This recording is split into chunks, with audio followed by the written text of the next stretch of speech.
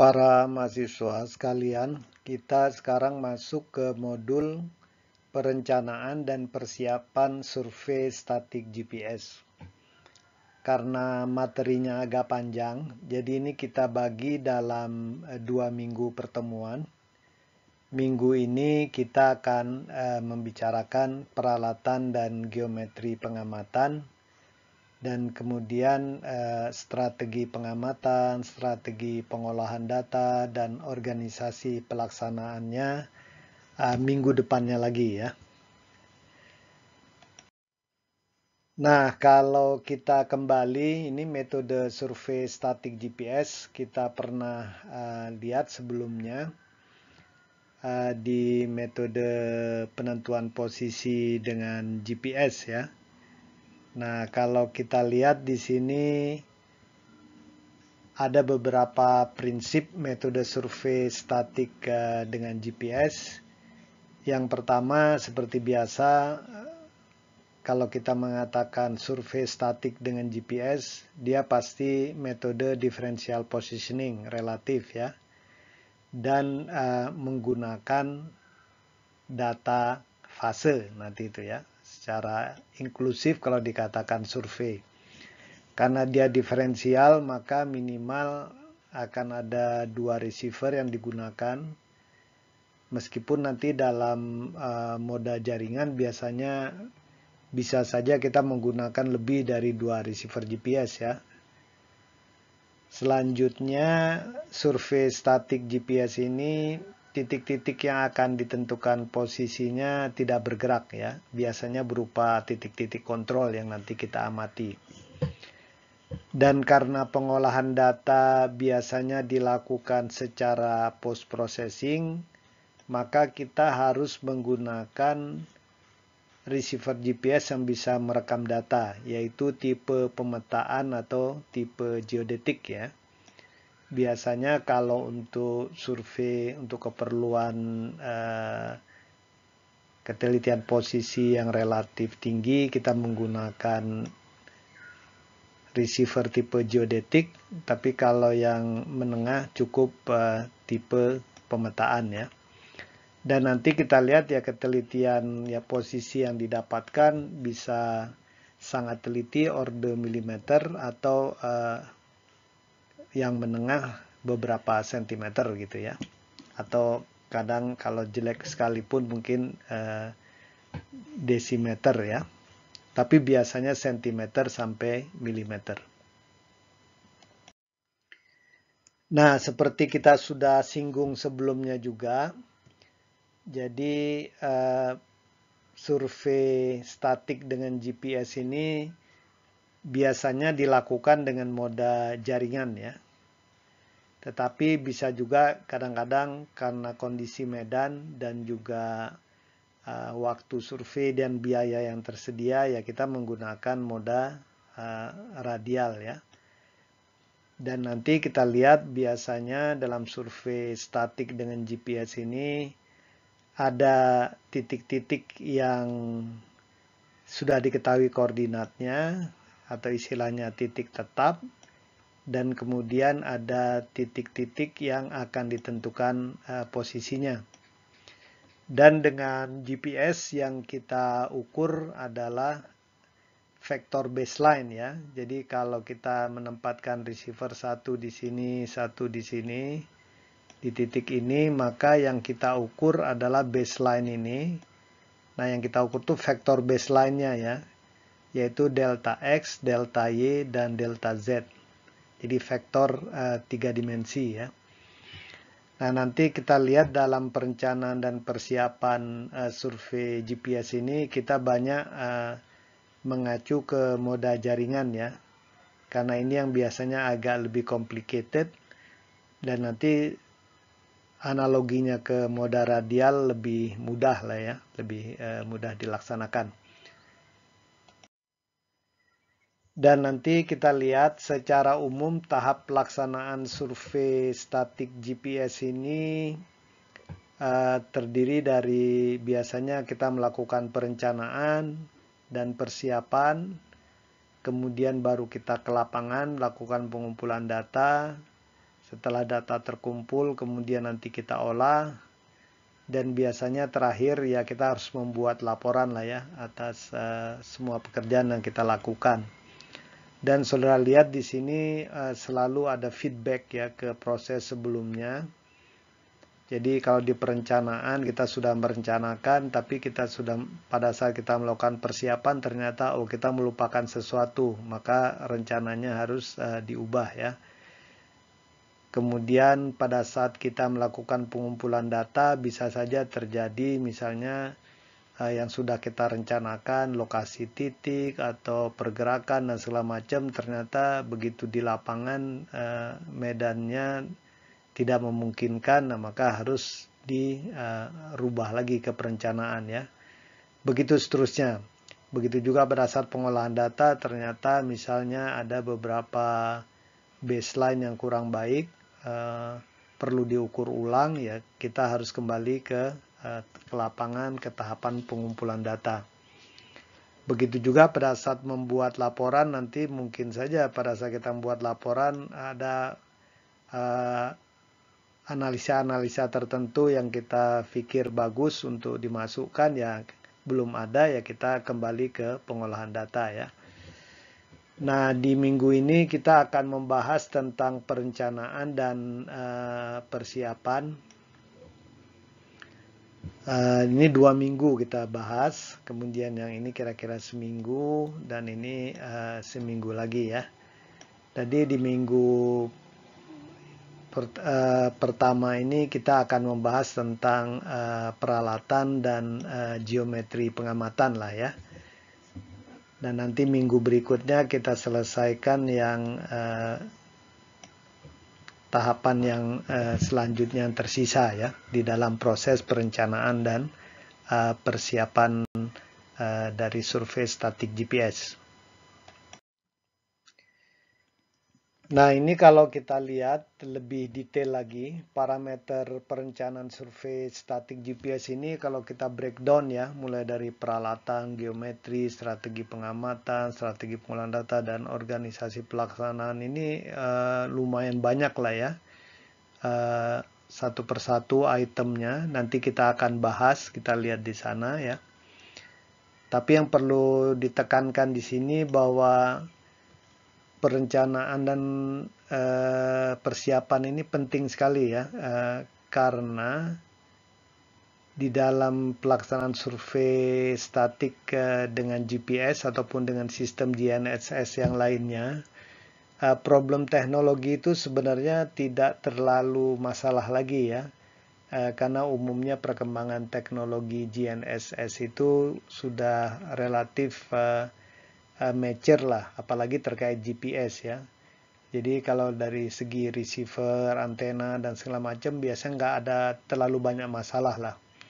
Nah, tetapi problem dari pelaksanaan survei statik GPS justru sukses gagalnya itu di manajemen surveinya ya.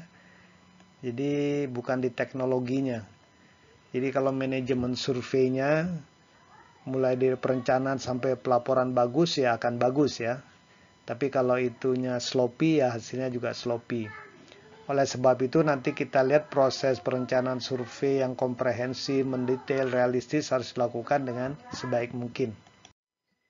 Sekarang coba kita lihat aspek yang pertama, yaitu perencanaan aspek peralatan ya. Nah, peralatan untuk survei statik GPS ini ada beberapa yang perlu diperhatikan ya. Tentunya yang pertama receiver GPS dan antenanya ya. Berikut peralatan pelengkapnya ya, aksesorisnya, kabelnya, catu dayanya, pengukur tinggi antena, dan lain-lain ya. Minimal tentunya 2 set ya. Kalau ada 3 ya 3 set. Kemudian juga biasanya kita kalau perlu untuk pengukuran bias troposfer, nanti perlu alat untuk pengukur suhu, tekanan, dan kelembaban udara. Dan biasanya juga harus dipersiapkan, direncanakan kendaraan bermotor yang akan digunakan untuk mempermudah pergerakan alat dan personil dari titik ke titik ya. Apakah ini mobil atau motor atau apa saja lah ya, tergantung medannya nanti. Nah, tentunya kita juga perlu nanti alat komunikasi radio ya untuk sinkronisasi pengamatan antar titik. Kita perlu penunjuk waktu, jam, kemudian baterai charger, komputer, dan peralatan pembantu lainnya. Nanti kita lihatlah ya lebih detailnya satu persatu peralatan-peralatan ini. Dalam pemilihan receiver yang akan digunakan untuk suatu survei statik GPS, ada beberapa parameter yang perlu dipertimbangkan ya. Mulai dari pertimbangan teknis, kemudian juga kita melihat perangkat lunak bawaan receiver, dan juga pengoperasian receiver, kemudian kesesuaian lapangannya, kemudian bagaimana perekaman datanya, dan tentunya pertimbangan finansial ya. Nah, kalau kita lihat dari segi pertimbangan teknis, ya tentunya nanti jumlah frekuensi yang bisa diamati. Kalau dengan GPS kan bisa 1 frekuensi, 2 frekuensi, atau 3 frekuensi ya. Untuk keperluan survei teliti tentunya kita ingin sebanyak mungkin frekuensi yang bisa diamati ya. Kalau untuk keperluan pemetaan mungkin receiver GPS 1 frekuensi sudah cukup ya, yang tipe geodetik atau pemetaan. Nah, kemudian juga kita perlu lihat jumlah channel dari pengamatannya, meskipun biasanya receiver-receiver modern saat ini sih bisa mengamati seluruh satelit yang ada di atas horizon ya dari pengamat. Jadi nggak terlalu masalah lah kalau jumlah kanal saat ini.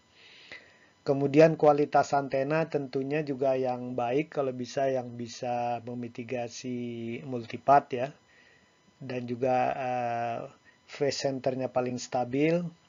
Dan kemudian tentunya kalau receivernya bisa mengamati satelit GNSS yang lain seperti Beidou, GLONASS, dan Galileo akan lebih menguntungkan ya. Nah, kemudian juga biasanya receiver itu dia punya software bawaannya ya. Jadi nanti kita perlu lihat apakah software yang bawaan receiver ini, atau istilahnya kadang-kadang dikatakan commercial software, itu kelengkapan fitur pengolahan datanya ya. Dari pengolahan awal, pengolahan baseline, perataan jaringan, transformasi koordinat ya.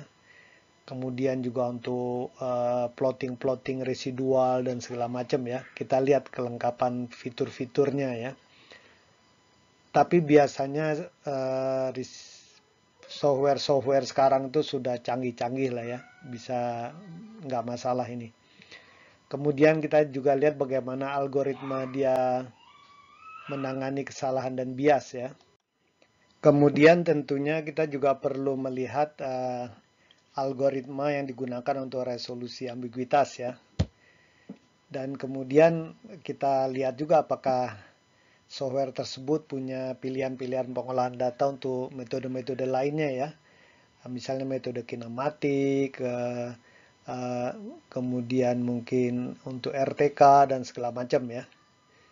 Dan juga menarik kalau misalnya perangkat lunak tersebut bisa mengolah juga data dari sistem GNSS yang lainnya. Nah, kemudian kalau pengoperasian receiver sih tentunya kita ingin yang user friendly ya. Kemudian juga mudah untuk memasukkan data-data pengontrolan, kita mudah memantau status pengamatan. Kemudian juga jenis-jenis mode survei yang dapat dilayani itu mudah dioperasikan, diterapkan, dan seterusnya ya. Kemudian tentunya kesesuaian lapangan, berat, ukuran, dan segala macam ya. Kekuatannya, maksudnya tahan banting apa tidak, waterproof apa tidak. Kemudian dia bisa untuk daerah dingin, panas, dan seterusnya. Dan juga tentunya nanti energi baterainya gimana. Kalau bisa sih yang tahan lama ya. Kemudian perekaman data juga. Dia cara ngerekam datanya bagaimana, apakah mudah diunduh misalnya pakai USB atau pakai apa bisa Bluetooth dan segala macam ya. Dan tentunya jenis dan format data. Kita sih pengennya yang standar-standar seperti Rhinex itu sudah harus ya. Jadi kemudahan merekam data, mengunduh data juga ini menentukan ya. Pokoknya kita cari yang user friendly lah ya dalam mengoperasikan, kemudian mengunduh data dan seterusnya. Dan kemudian tentunya pertimbangan finansial ya. Ya harga, dukungan teknis, garansi, pelayanan jual dan segala macam. Tapi ya ini tergantung nanti kita lah ya. Dan kita sudah lihat sebelumnya ya untuk pemetaan tentunya kita untuk survei statik sebaiknya ya tipe geodetik. Tapi kalau misalnya surveinya perlu hanya ketelitian yang beberapa desi atau beberapa senti, mungkin tipe pemetaan pun sudah cukup ya. Tapi kalau misalnya mili-mili ya level milimeter ya perlu tipe geodetik yang 2 atau 3 frekuensi ya. Jadi nanti fit for purpose lah, tergantung survei pemetaan ini untuk aplikasi apa, keperluan apa, nah nanti kita sesuaikan ya. Jadi yang fit for purpose sehingga surveinya nanti efektif dan efisien dari segi juga dari segi pendanaan anggaran ya. Nah, kemudian jumlah receiver yang digunakan. Jadi biasanya sih jumlah receiver yang digunakan itu kan minimal 2 lah ya. Tetapi nanti ya kita lihat juga biasanya ada constraint-constraint waktu pelaksanaan itu berapa lama harus selesai surveinya, kemudian anggaran yang tersedia berapa gitu ya. Nah, kemudian baru kita nanti dari anggaran dan waktu, nanti kita mau berapa lama kita surveinya ya. Dan terakhir-terakhirnya nanti ya kondisi lapangan dan seterusnya, baru kita terakhir biasanya kalau kondisi lapangan seperti itu, kita punya waktu berapa lama, kemudian anggarannya juga berapa, nah baru kita desain, oh mungkin kita perlu beberapa receiver atau cukup hanya 2-3 receiver. Nah ini tergantung lah ya, tergantung kondisi lapangan, karakteristik survei, kemudian waktu dan anggaran ya. Dan perlu kita lihat nanti semakin banyak receiver bukan berarti semakin baik ya. Jadi memang harus ada jumlah yang optimal, harus dicari lah sesuai dengan anggaran, kemudian waktu yang tersedia dan juga kondisi medan itu bagaimana ya. Dan kalau kita menggunakan beberapa receiver, memang sebaiknya receiver-receiver yang kita gunakan itu dari paling bagus sih kalau jenis dan mereknya sama ya. Tapi secara umum yang karakteristik teknisnya sama, yang bisa sama-sama memberikan format yang standar yaitu Rhinex. Tapi kalau misalnya bisa dapat mereknya sama, jenisnya sama, itu akan lebih bagus ya. Jadi nanti keseragaman data itu akan tercapai lah ya. Nah, nanti juga seperti saya katakan sebelumnya, jumlah receiver GPS yang optimal dalam satu survei GPS ini akan ditentukan oleh lama waktu pelaksanaan survei yang efektif ya. Karena biasanya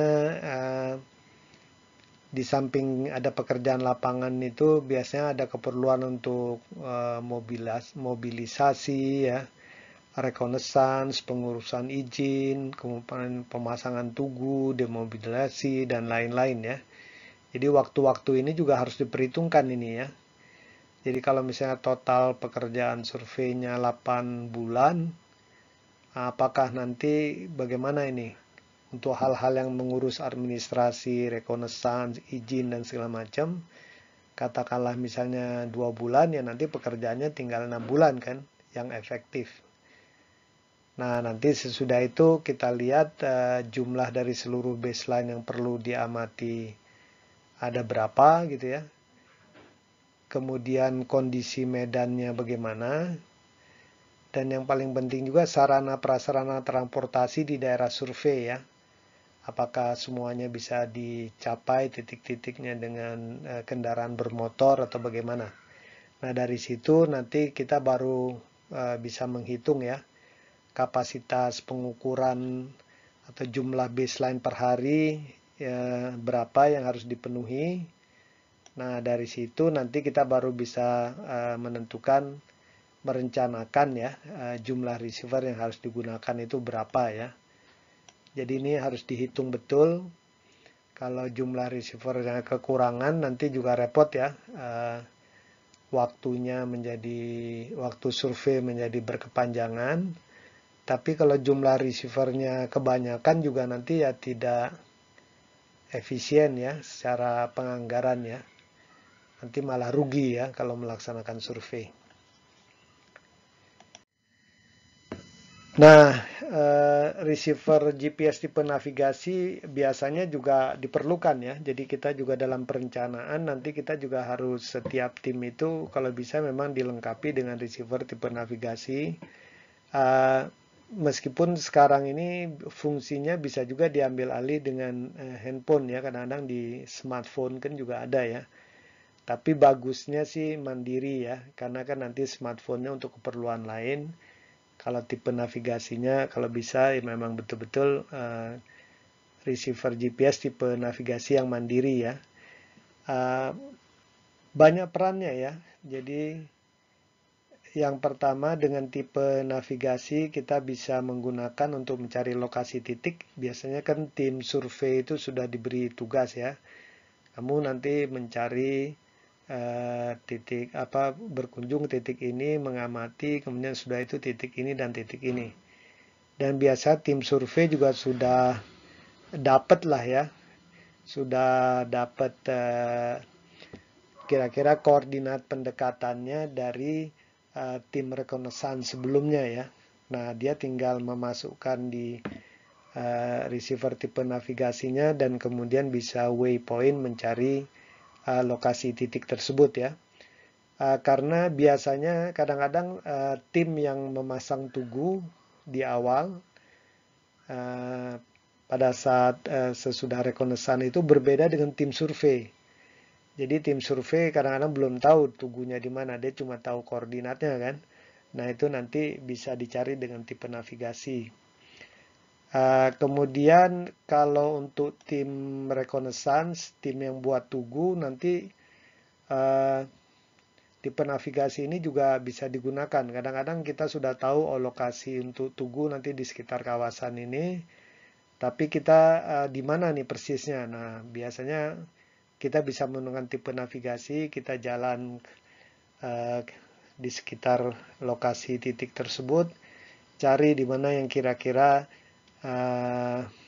jumlah satelitnya paling banyak bisa teramati dengan mempertimbangkan obstruksi di sekitar kawasan tersebut ya. Mungkin ada pohon di sana, ada rumah segala macam. Nah, kita bisa tes. Meskipun dengan mata kadang-kadang bisa, tapi memastikannya itu dengan receiver navigasi ya.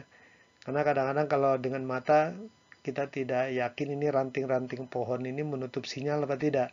Tapi dengan tipe navigasi nanti kita, oh ternyata tidak, boleh itu ya. Sejenis itulah. Dan kemudian ya tipe navigasi ini penting untuk membantu pergerakan tim survei dari titik ke titik ya. Jadi setelah selesai di satu lokasi, kita ingin berangkat ke lokasi berikutnya ya kita menggunakan receiver GPS tipe navigasi untuk navigasi ya. Nah, kemudian kalau kita untuk keperluan survei tersebut memang dispesifikasinya perlu mengukur suhu, tekanan, kelembaban udara, ya kita tentunya nanti perlu juga merencanakan, mempersiapkan sensor-sensor termometer untuk mengukur suhu, barometer untuk mengukur tekanan udara, hygrometer untuk mengukur kelembaban udara, dan seterusnya ya. Tapi dalam survei-survei statik yang panjang baseline-nya relatif pendek, misalnya di bawah 10 kilo, biasanya bias troposfer itu bisa dikurangi, direduksi dengan cukup signifikan ya, dengan data differencing. Nah, kalau itu yang kasusnya, ya mungkin kita nggak perlu merencanakan membawa termometer, barometer, dan hygrometer ya. Jadi nanti lihat spesifikasi dari pemberi pekerjaan dan juga tingkat ketelitian yang dicari. Biasanya sih kalau sudah tingkat ketelitian yang sangat tinggi dicari, misalnya mili, meskipun kita differencing, sangat baik kalau kita juga mengukur tekanan, temperatur, dan kelembaban ya, untuk nanti di processingnya lebih bagus lagi ya. Nah, kemudian kendaraan bermotor. Nah, ini harus difikirkan dari awal ya. Jadi kita tahu misalnya medannya kalau di dalam perkotaan ya nggak terlalu repot ya. Biasanya dengan mobil atau motor sudah cukup. Tapi kalau kita misalnya survei di daerah-daerah terpencil, nah ini harus difikirkan ini bagaimana membawa receiver dan peralatan-peralatan lainnya ya. Bahkan ini ada semacam gambaran ya di kawasan tertentu, bahkan dia sampai pakai kuda ya. Dan kemudian di kawasan-kawasan yang mungkin lebih berat lagi ya harus pakai helikopter ya. Kalau di kawasan yang bersungai-sungai seperti di Kalimantan, di Papua mungkin ya, kita ya harus pakai perahu atau kadang-kadang malah kapal ya, kapal kecil misalnya speedboat dan seterusnya ya. Kalau hewan-hewan ini biasanya di kawasan yang memang bergunung-gunung, yang lainnya memang sulit, nggak ada pilihan, ya memang seperti ini ya, pakai kuda ya. Dan memang baiknya sih kalau kita pakai mobil semacam itu atau perahu, kapal, ya memang harus penduduk lokal ikut lah ya. Jadi memang itu sudah semacam apa ya, local wisdom lah ya. Jadi kalau kita survei di suatu daerah, kita juga mengikut sertakan penduduk setempat lah, baik sebagai supir atau kadang-kadang sebagai porter ya. Karena apa? Karena mereka lebih tahu medan di sekitar kawasan survei dibandingkan kita ya. Dan nanti kita lihat kalau kita punya punya informasi yang baik, peta yang baik tentang kawasan survei, kita nanti bisa menghemat ya jumlah kendaraan yang diperlukan dan segala macam, tergantung merencanakan sesi pengamatan kan. Karena kan kalau dengan GPS ini kadang-kadang satu mobil, misalnya kalau di kota kita punya satu mobil, kita bisa ngedrop beberapa tim ya. Misalnya 2-3 tim naik di satu mobil yang agak mungkin besar atau gimana, nanti tinggal drop satu, drop dua, drop di ketiga. Karena kan kalau survei GPS tinggal setting alat segala macam ya nunggu aja di situ kan. 2 jam, 3 jam, 4 jam tergantung spesifikasi pengamatan. Nah, nanti bagaimana penjemputan dan seterusnya atau perpindahan ya. Nah, ini harus direncanakan lah ya. Dan itu bisa menghemat biaya untuk sewa kendaraan dan seterusnya. Nah, kalau peralatan komunikasi ini jelas lah ya. Karena peralatan komunikasi ini mutlak diperlukan untuk koordinasi antar tim, kemudian juga antara tim dengan base camp ya. Nanti kita lihat dalam survei GPS kan dalam satu sesi pengamatan diharapkan semua tim itu memulai surveinya itu dalam waktu yang relatif sama lah. Karena nanti kan datanya kan akan digunakan untuk differencing dan segala macam. Jadi kalau bisa pertampalannya memang harus selama mungkin ya. Nah, biasanya itu koordinasinya dengan alat komunikasi ya. Karena di kawasan perkotaan kadang-kadang bisa saja 1-2 tim sudah di lokasi, yang satu tim masih terjebak macet. Nah, makanya harus ditunggu dulu ya, sampai semua tim di sesi tersebut di titik pengamatan, baru kita on ya. Nah, itu perlu alat komunikasi ya. Nah, nanti ya jumlahnya jangan pas-pasan lah. Biasanya kita selalu punya backup lah ya, karena kan bisa saja terjadi ya. Kemudian peralatan komunikasi ya sekarang ini sih ya semuanya udah punya handphone bisa ya. Tapi kalau ada yang dedicated ya handy talkie, walkie talkie ya bagus ya. Nah, seperti saya katakan nih untuk sinkronisasi waktu pengamatan antar tim dan juga untuk kadang-kadang ya ada perubahan pengukuran dan segala macam atau base camp menyampaikan sesuatu yang penting, nah informasi, nah itu melalui jalur komunikasi ini. Dan memang kalau bisa sih ya kalau kita menggunakan handy talkie, walkie talkie ya cakupan jaraknya itu harus lebih panjang dari panjang baseline yang maksimum dalam jaringan ya. Kalau misalnya mau menggunakan handphone ya harus dicek dulu ya jaringan di kawasan tersebut. Kalau di perkotaan nggak masalah lah. Tapi kalau di daerah-daerah terpencil, nah itu mungkin handy talkie, walkie talkie lebih baik lah ya. Nah, kemudian juga receiver GPS itu kan biasanya punya sumber daya energi ya. Untuk beroperasikan dia harus punya istilahnya sumber daya lah ya. Nah, biasanya memang saat ini umumnya receiver GPS tipe pemetaan geodetik itu udah pakai baterai kering lah ya. Kalau zaman dulu masih banyaknya baterai basah ya, tapi sekarang baterai kering. Nah, baterai kering ini ya harus kita cek dia satu baterai itu berapa lama pemakaiannya dan kalau bisa sih selalu ada backup lah ya. Jadi untuk kalau ada tiba-tiba baterainya habis dan di tengah pengamatan, nah ini kan sebelumnya bisa kalau tinggal sedikit bisa langsung ganti ya. Nah, jadi backup itu selalu penting lah dalam survei ya, di peralatan apapun ya. Dan kemudian tentunya baterai charger ya. Nah, cuma kalau baterai-baterai kering ini kalau ngecharge itu biasanya dia umumnya perlu akses ke energi listrik ya. Jadi kalau bisa base camp itu memang punya punya hubungan ke energi listrik lah. Cuma memang kalau dia survei di daerah yang terpencil, nah ini yang repotnya di kadang-kadang kita begitu ya. Mungkin kita bisa bawa baterai kering sebanyak mungkin, tapi kalau misal surveinya lama gitu ya, di tengah hutan dan seterusnya, nah ini nih problemnya ini bagaimana ini dapat energi listriknya. Apakah perlu bawa genset yang kecil, yang mini kan banyak sekarang ya? Atau bagaimana itu ya? Itu harus difikirkan dari awal ya. Jangan sampai sudah di lapangan nanti baru kepikiran, nah nyari baterai kering mau beli kalau di kota mudah mungkin ya. Tapi kalau di pelosok sana kan tidak ada mungkin ya jual baterai kering atau genset atau charger gitu ya. Jadi ini jangan sampai terjadi seperti itu. Nah, kemudian kalau komputer jelas lah, kalau ini standar ya, memang paling bagus sih kalau ada laptop lah ya. Laptop juga sekarang kan udah banyak yang bagus-bagus ya.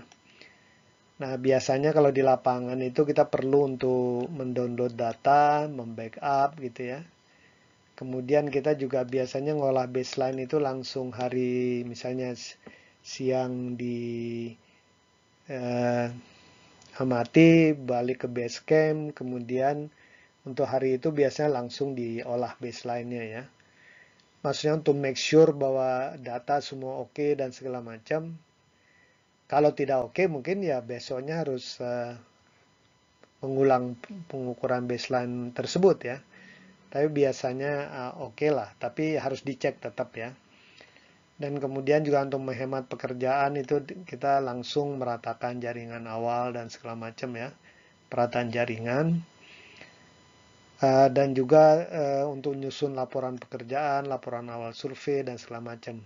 Sehingga nanti begitu selesai di lapangan tuh sebagian besar pengolahan data tuh udah bersih lah ya. Dan juga laporan-laporan juga udah lengkap. Sehingga nanti begitu pulang ke tempat masing-masing di kota, di kantor, ya itu tinggal sedikit saja ya, tinggal polishment saja, tinggal penyempurnaan. Oleh sebab itu ya yang komputer, laptop yang dibawa itu harus punya software-software yang diperlukan, dan biasakan juga menyimpan data itu di cloud lah ya, sebagai backup. Ya kita memang kadang-kadang pakai external hard disk, USB, dan segala macam ya. Tetapi tetap zaman sekarang kan mudah ya di cloud, terserah mau di Dropbox atau di mana gitu ya, atau di Google Cloud dan seterusnya ya.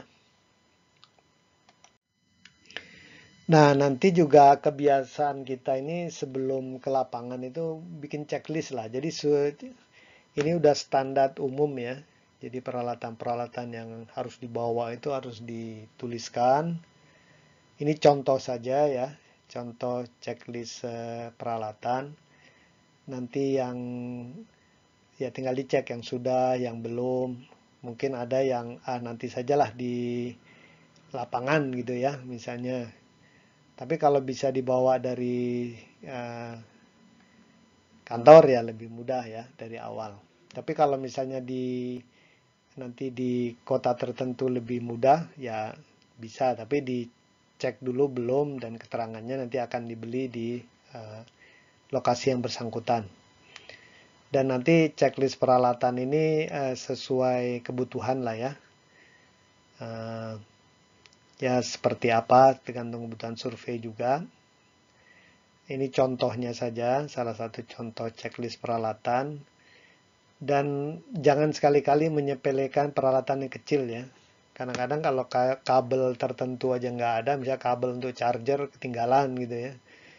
Nah, nanti pengukuran bisa terganggu, itu repot ya.